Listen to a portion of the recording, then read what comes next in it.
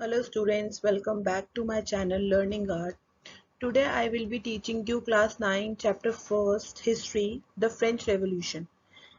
French में जो revolution हुआ था 1789 में उसके बारे में मैं आज आपको पढ़ाऊंगी। इस चैप्टर में हम फ्रेंच रेवोल्यूशन के बारे में पढ़ेंगे, उसके कॉजेस मतलब वो क्यों हुआ था, मिडिल क्लास के बारे में पढ़ेंगे और द फ्रेंच कॉन्स्टिट्यूशनल मोनार्की जो वहाँ की मोनार्की वहाँ के समय गवर्नमेंट थी उसके बारे में पढ़ेंगे। अब हम आगे बढ़ते हैं। नेक्स्ट हम क्या पढ़ेंगे, द फ्रेंच रेवोल्यूशन। अब फ्रेंच रेवोल्यूशन के बारे में हम पढ़ेंगे। It was started in the year of 1789। When did the French revolution started? It was started in the year of 1789. It was started by the middle class to shook the upper class. ये middle class ने शुरू किया था French revolution, upper class को शुक मतलब हिलाने के लिए। मतलब वो इतना परेशान आ चुके थे अपर क्लास से, जो मिडिल क्लास के लोग थे, कि परेशान होकर उनको ये रेवोल्यूशन करना पड़ा था। So when it was started by whom? It was started by middle class. The revolution was against the brutal regime of monarchy. अभी रेवोल्यूशन क्यों हुआ था? क्योंकि जो मोनार्की थी, मोनार्की क्या होता है? The rule of the king और द एम्परर। तो जो उसका रूल था वो बहुत ब्रूचुअल था, मतलब बहुत बुरा था, इसलिए मिडिल क्लास को ये रेवोल्यूशन स्टार्ट करना पड़ा। फ्रेंच रेवोल्यूशन जो फ्रांस में हुआ था। In this revolution the ideas of liberty, fraternity and equality came up.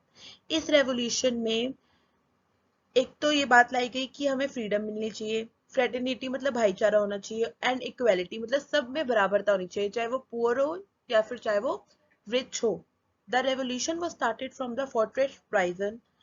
ये रेवोल्यूशन फोर्ट्रेस प्राइजन से शुरू हुआ था। फोर्ट्रेस प्राइजन मतलब फोर्ट्रेस जेल कौन सी थी? A prison that is enclosed by the walls of fort the Bastille.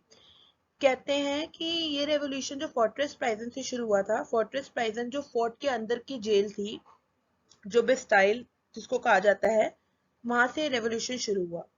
The fort of Bastille was hated by all because it shows the autocratic power, means dominating power of the emperor. जो fort of Bastille थी वो किसी को भी पसंद नहीं थी, क्योंकि वो दिखाती थी कि कैसे किंग जो है वो सुप्रीम है, मतलब वो डोमिनेटिंग है, मतलब वो सबसे ऊंचा है, उसकी पावर है, इसलिए वो किसी को पसंद नहीं थी। ओके। अब है the fort of Bastille was stormed by the agitated crowd on 14 July 1789। Fort of Bastille जो थी वो स्टॉर्म मतलब उस पे हमला बोल दिया गया था एगिटेटेड क्राउड यानी एंग्री क्राउड जो मिडिल क्लास का था, on 14 July 1789। Okay. Meeting of state general was conducted by Louis 16 on 5 May 1789 to impose new tax. 5 मई 1789 को एक स्टेट जनरल की मीटिंग बुलाई गई, जिसके अंदर फर्स्ट स्टेट, सेकंड स्टेट और थर्ड स्टेट होते थे, नए टैक्सेस को बढ़ाने के लिए। Members of third state demanded person wise voting instead of state wise voting. जो थर्ड स्टेट के मेंबर थे वो ये कहते थे कि स्टेट वाइज वोटिंग नहीं होनी चाहिए, मेंबर वाइज वोटिंग होनी चाहिए, लेकिन किंग ने ये डिमांड को डिनाई कर दिया, मतलब मना कर दिया कि नहीं, ऐसा नहीं हो सकता। The members of third state gathered at hall of an indoor tennis court in the ground of Versailles।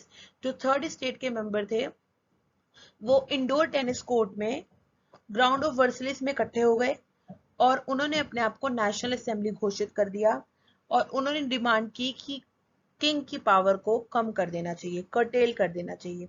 Meanwhile, bad harvest in the countryside led to rioting for bread at many places in Paris।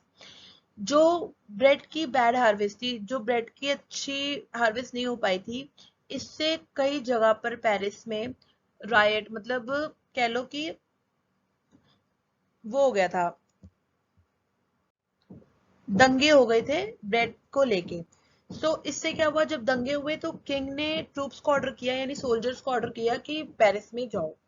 तो जिससे Paris के लोगों को, जो native वहां के रहने वाले लोग थे, उनको गुस्सा आ गया और उन्होंने फोर्ट ऑफ बेस्टाइल को डिस्ट्रॉय कर दिया, किंग से गुस्सा होके। नेक्स्ट है causes of French revolution. Causes of French revolution जो थे उसमें सबसे पहला कॉज था सोशल कॉज, सामाजिक तौर पर cause. There were three classes in 18th century. 18th century में थ्री क्लासेस होती थी। एक होता था फर्स्ट स्टेट जिसमें क्लर्जी, जिसको क्लर्जी कहा जाता था। क्लर्जी कौन थे? Group of persons involve in church matters, जो कि चर्च के ऑफिशियल्स थे, उनको कहा जाता था क्लर्जी।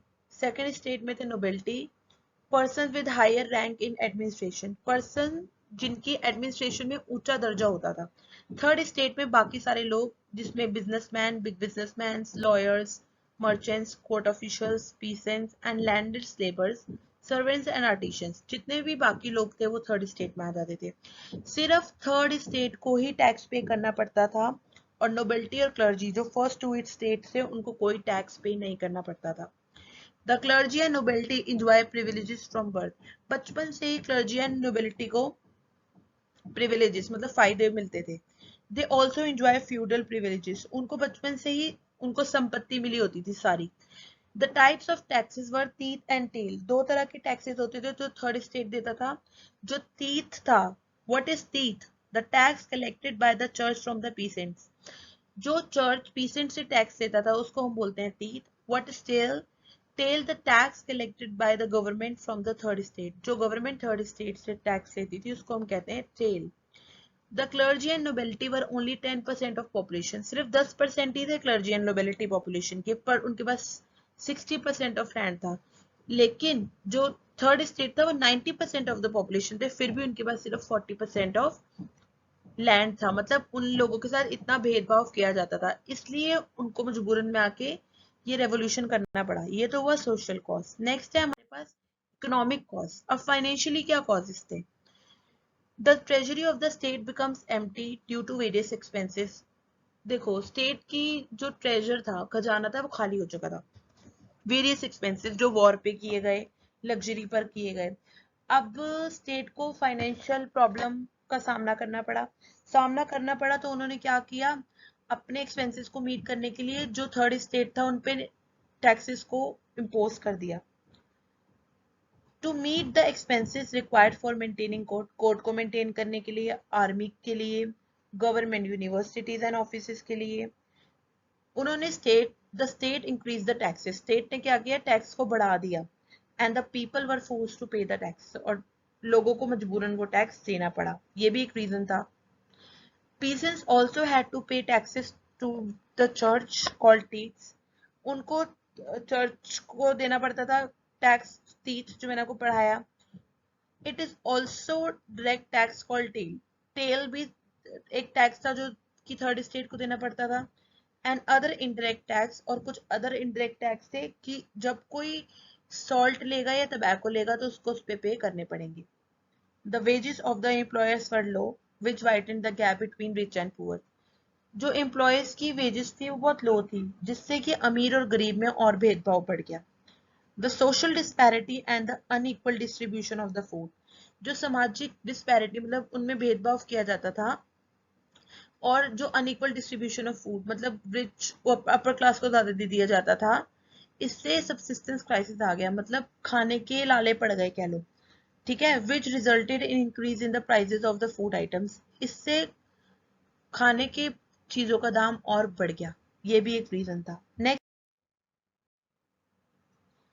अब है पॉलिटिकल कॉज। पॉलिटिकल कॉज में क्या हुआ? जब Louis 16 came into the power in 1774 and found empty treasury, जब लुई 16 1774 में पावर में आया तो उसका खजाना बिल्कुल खाली था। खजाना क्यों खाली था? Long years of war had drain the financial resources of France, जो इतने समय से वॉर चलता आ रहा था पहले, उससे सारे फाइनेंशियल रिसोर्सेज जो फ्रांस के थे वो खाली हो चुके थे, खत्म हो चुके थे। The French monarchs were involve in rich and lavishness at the Versailles, जो फ्रेंच के मोनार्क्स मतलब रूलर और एम्प्रेस थे वो रिचनेस में, लग्जरी में और लेविशनेस में इतना खो गए थे कि उनको ये नहीं पता चल रहा था कि हमारा खजाना खाली होता जा रहा है। An extravagant court at the immense palace of Versailles also cost a lot. जो उन्होंने पैलेस ऑफ वर्सलिस जहाँ पर एम्परर्स ऑफ फ्रांस रहा करते थे, वहां पर जो उन्होंने एक एक्स्ट्रा वैगेंट जिसपे ओवर खर्चा करके, एग्जैजरेटेड खर्चा करके उन्होंने वो कोर्ट बना रखा था, वो भी बहुत ज्यादा कॉस्ट लेता था। To meet regular expenses such as the cost of maintaining an army, अब आर्मी को मेंटेन करने के लिए, कोर्ट को मेंटेन करने के लिए, गवर्नमेंट को चलाने के लिए, ऑफिस यूनिवर्सिटीज को चलाने के लिए, the state was force to increase taxes, state को टैक्सेस इंक्रीज करने पड़े. That's all for this video. This is the part 1 of the video. In part 2 I will be teaching you rest of the chapter. I hope you will get clear vision of this chapter. Please let me know in the comment section. Do not forget to subscribe my channel. In part 2